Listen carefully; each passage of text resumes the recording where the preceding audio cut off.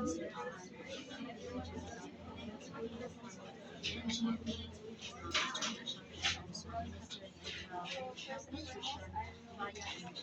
next is recognition and verify our patient is to check the doctor's report. Morning, ma'am. Physician have joined us to nurse today. So, may I know your name?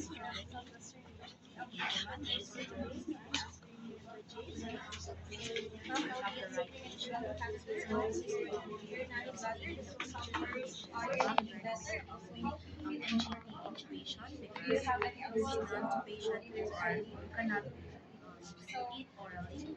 And patient conversation. So this is to provide nutrition and also to administer medications to the patient. So next is we're going to provide privacy to the patient. So we're going to those evidence and we're going to prepare all of the materials. Here we have our materials. Then position our patient in a high collar position. So assuming we have our patient in a high collar position. Next is we're going to place the towel on the patient's chest.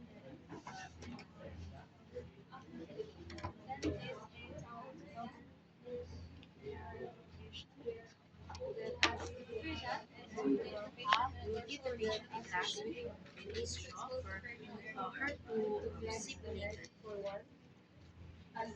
Next, we're going to perform hand washing and wear a sterile mask.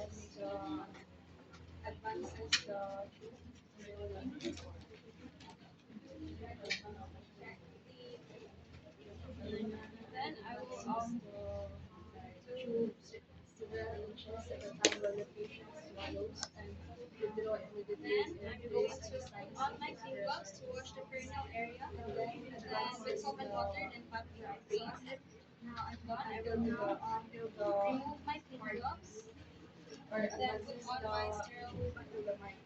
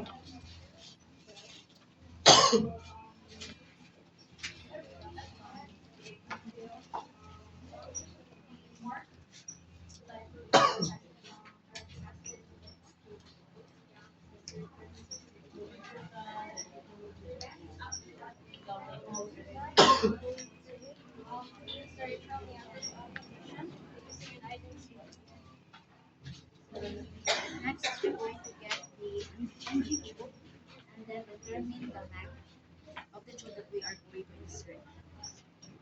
And after that is we're going to aspirate the gastric context and measures the pH. And then we're going to prepare the rings. Then, after getting that, we are now going to lubricate the tube. We're going to block the suction machine or the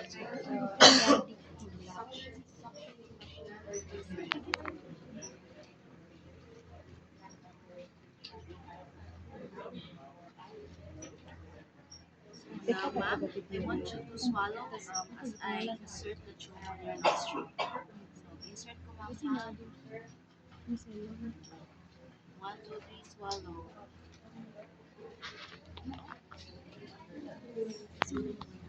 1, 2, 3, swallow.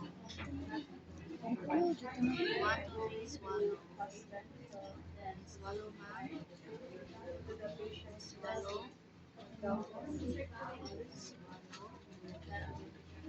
Good, ma'am. Swallow.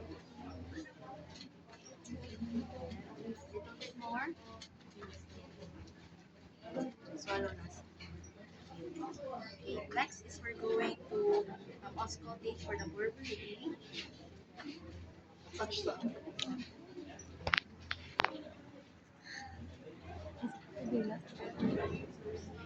Mali.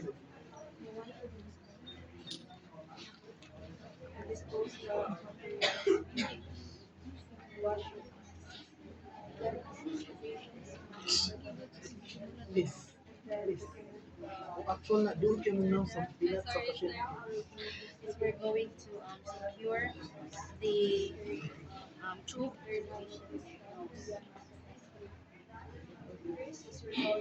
Di asahan na to alin kay Ika. So,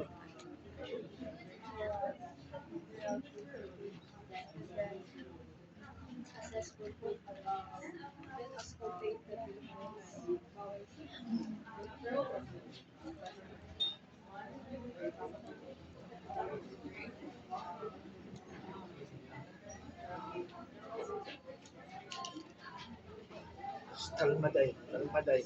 Next is we're Day, going day, to gumi. irrigate the Dart hold ang syringe. Dart hold ang syringe. Dart hold.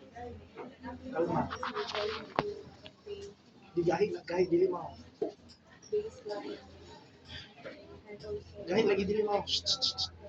Ayaw dira guniti diri sa tumoy guniti. Unahan pa. Unahan pa. Dira. Sige, tusok ng syringe dira. then we are now going to proceed to Magsusok wala ka na yung pagkagunit. Miss, miss, enteral magsusok ka na yung nutrition pagkagunit. via enteral. So before we start feeding, Sige. we're going to auscultate the vowel sounds for verb reading. Better.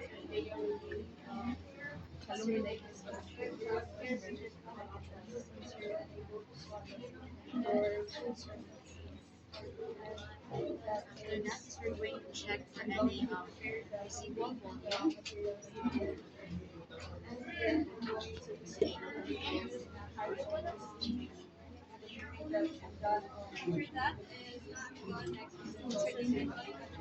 Assuming that the residual volume didn't exceed 50 ml, then we're going to proceed feeding our patient.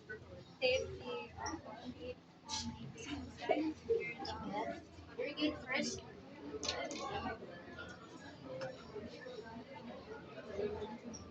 After irrigation, we now proceed to feeding the patient with our solution. Dispose all the materials that are used and also assess the color, the character, and After the that, let's irrigate and then water. based on and removing the Irrigation, remove the clothes.